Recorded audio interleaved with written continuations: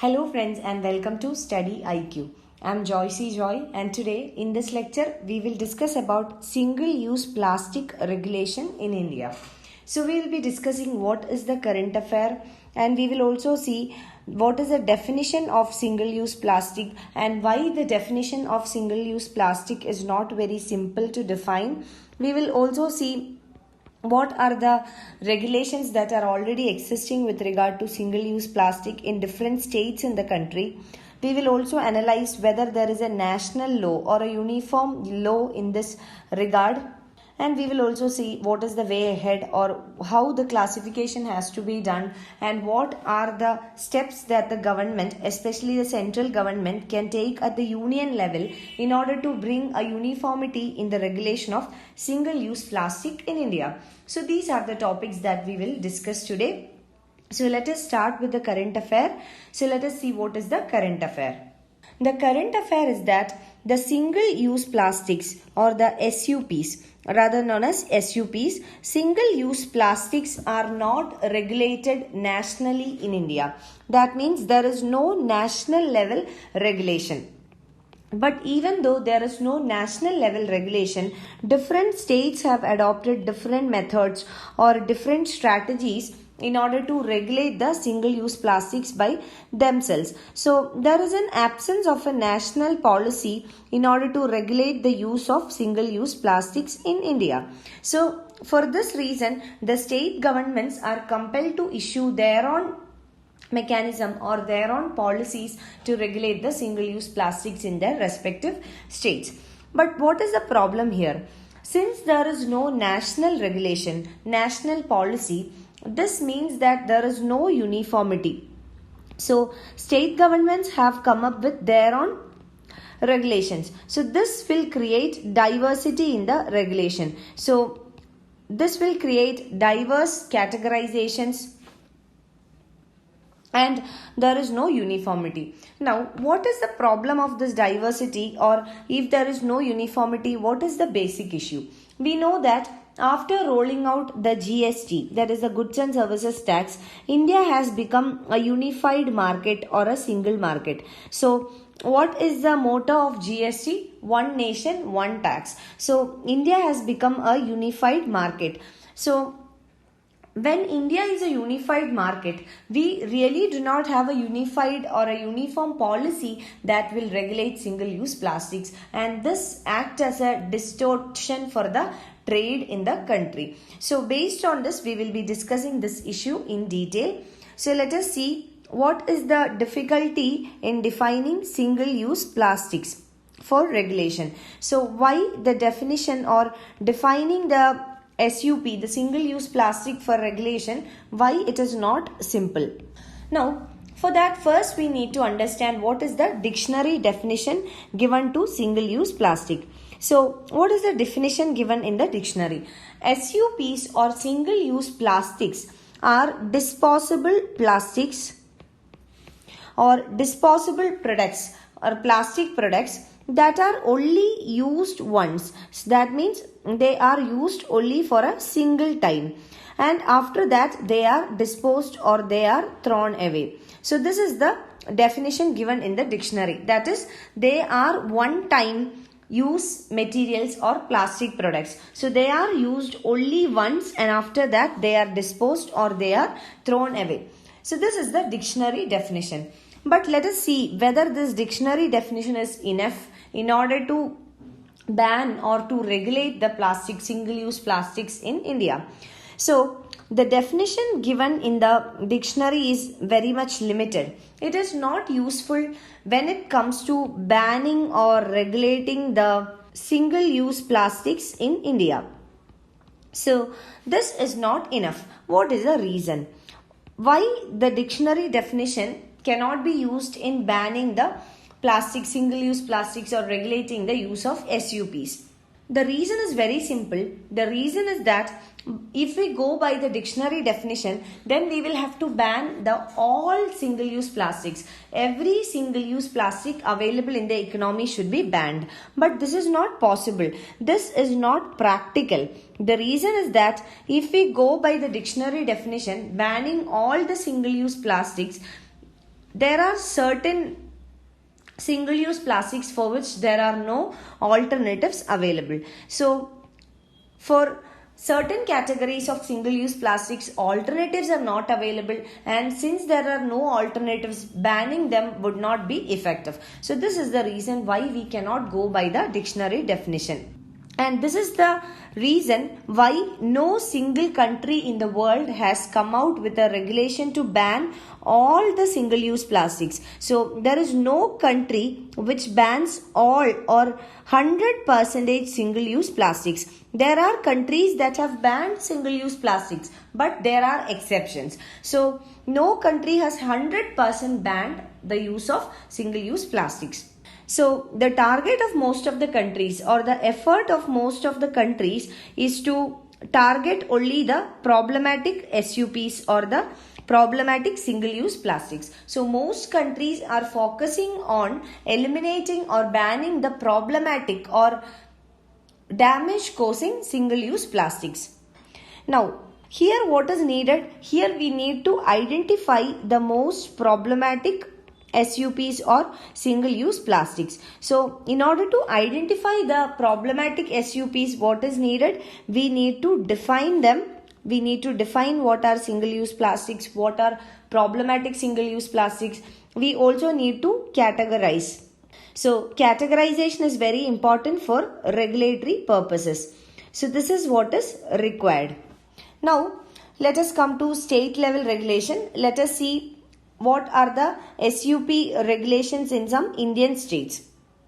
We have already seen that there is no national categorization or no uniform regulation or categorization. So there is an absence of a national categorization of single-use plastics. So in the absence of this, the states are defining the SUPs by themselves. So since there is no national definition or categorization, the state governments or the states will define themselves, and therefore there are differences in state regulation. Each state would be adopting their own strategies, their own methods to define and categorize single-use plastics. So there is wide differences also in the state regulations.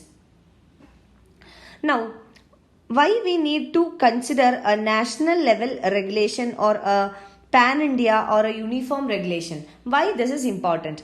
This is because now India is a single market, a unified market. So in a single market like India, the differences in different states with regard to the use and ban of single-use plastic, it is creating market distortions. Market distortion means market disturbances or trade irregularities. And this is also hampering the enforcement of regulations. Now let us look into some of the states, major states that have banned the SUPs, that is single-use plastics. So the states are Maharashtra, Tamil Nadu, Uttar Pradesh, etc. So these states have banned the use of single-use plastics. This is very important, a very important fact for your examination. Which all are the states that have banned the use of single-use plastics? They are Maharashtra, Tamil Nadu and Uttar Pradesh. So here we will understand how they have categorized and how they have defined the single-use plastics while adopting this ban. First, let us come to the case of Maharashtra. Maharashtra has classified the single-use plastics into three broad categories. So the first category is those single-use plastics that are banned, completely banned. Second one is the categories that are allowed with EPR, that is extended producer responsibility, that is EPR. And the third category is those SUPs that have been given a exception. So let us see what all are they. The first one, the first classification is ban. So which all are the single-use plastics that are banned? These include plastic carry bags, plastic and thermocol cutlery and dishes used to pack in hotels, also pouches for liquids and pouches for decorative materials made from plastics, thermocol, etc. So these are the products that are under the category of ban. That is the first category. Now second category, that is those single-use plastics that are allowed but with EPR, that is extended producer responsibility. So the disposal or the treatment of this single-use plastics is the responsibility of the producer. So what all are included here? So here, for some single-use plastics, it has prescribed buyback schemes as part of extended producer responsibility of the companies. That means those companies that produce this single-use plastic, they have asked to put in place a buyback scheme. For example, PET bottles, plastic packaging materials of thickness more than 50 micron, etc. So for them, there is an extended producer responsibility, that is the producer have to come up with a buyback scheme for these type of materials or products. The third one is the exemption category. So plastics that are used for packaging, medicines, and the use of compostable plastics for nurseries, horticulture, agriculture, for handling of solid waste. So these all single-use plastics are given exemptions. That means they can be used. They are not banned. So these are the three broad categories in Maharashtra. This is a case of Maharashtra. Second, let us come to Tamil Nadu. So unlike in Maharashtra, Tamil Nadu has classified SUPs into two broad categories. The single-use plastics are of two broad categories. So first one is the ban and the second one is exemption. So let us first come to first category, that is ban. Under the first category, it has defined use and throw plastics. So use and throw plastics are categorized into the first category, that is those plastics that are banned.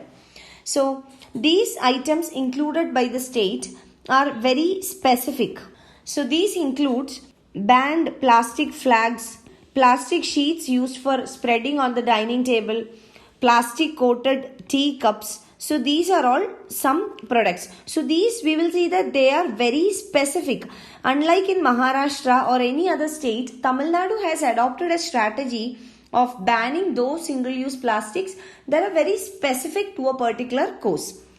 Now, second category is exception. Exemption is given for certain single-use plastics. For example, plastics used for forestry, for horticulture, for nurseries, packaging of milk products, oil, medicine, medical equipment, etc. We have seen that certain single-use plastics does not have an alternative. So they cannot be completely avoided. So certain exceptions are given. Now let us come to the third state, that is the state of Uttar Pradesh. Again, in Uttar Pradesh there is just one category, that is ban. So when we analyze these three states and compare each of them, first one Maharashtra, second one being Tamil Nadu, third one being Uttar Pradesh. So in these three categories, we will see that three of the states have adopted three different strategies. In case of Maharashtra, there are three categories. Tamil Nadu has two categories, whereas in UP there is just one category. So we will not see uniformity anywhere here. So this absence of uniformity brings in trade distortion because India is a single market. I hope now you have understood this better. Now, let us see how it is in Uttar Pradesh. There is just one category of SUPs, that is products that are banned. So, what all are the products that are banned? This includes all kinds of carry bags, disposable cutleries, etc. So, another speciality is that this ban is only enforceable in urban areas and in industrial areas. This is not all throughout the state, only in urban areas and industrial areas. There also you can see there is a difference from other states. So these are some of the regulations or regulation strategies adopted by different states in India. Now, what is the way ahead or what could be done? So, as we have seen the analysis of three different states, what we have observed. First thing, there is a vast difference in how states have categorized the SUPs or the single-use plastics. So, what we found out is that there is a need for national categorization or national strategy because India is a unified and a single market. So, different strategies will create trade distortion. So we need a single or a national level policy. So what can be done? So, national level categorization can be adopted, and under the national level categorization, we can adopt a 4-level categorization. So, the first category, it can consist of products that can be completely banned. That means all the carry bags, plastic carry bags, disposable cutleries, straws, pouches for liquids, bottled water, decorative materials, flags, etc. So this can be included in the first category, that is those products that are banned. Now the second category is products that can be brought back under the buyback EPR scheme, extended producer responsibility. So these products can be brought back or taken back by the producers. So this includes PET bottles, packaging used by hotels, food packing, plastic bottles, etc. Now the third category, the products that come under the non-buy category of the EPR scheme. So this is under the extended producer responsibility but not under the buyback scheme. So this is the third category, which includes multi-layered plastic, small sachets, bottles, etc. So here what happens, the companies producing these products will have to work with the local authorities to ensure maximum recovery and recycle. The companies will not do it directly, but they have to coordinate with the local authorities. Now what is the fourth category? The fourth category is the products that can be exempted. That is those products which does not have an alternative. For example, compostable plastics, plastics used in nurseries, horticulture, health sector, agriculture, etc. So for them there are no alternatives, therefore they can be exempted. So a national level categorization is very, very important. You can find the PDF of this lecture on our website www.studyiq.com. You can follow my Facebook page for more video updates. You can write to me at joyce.studyiq@gmail.com for any of your queries and clarification. Thank you.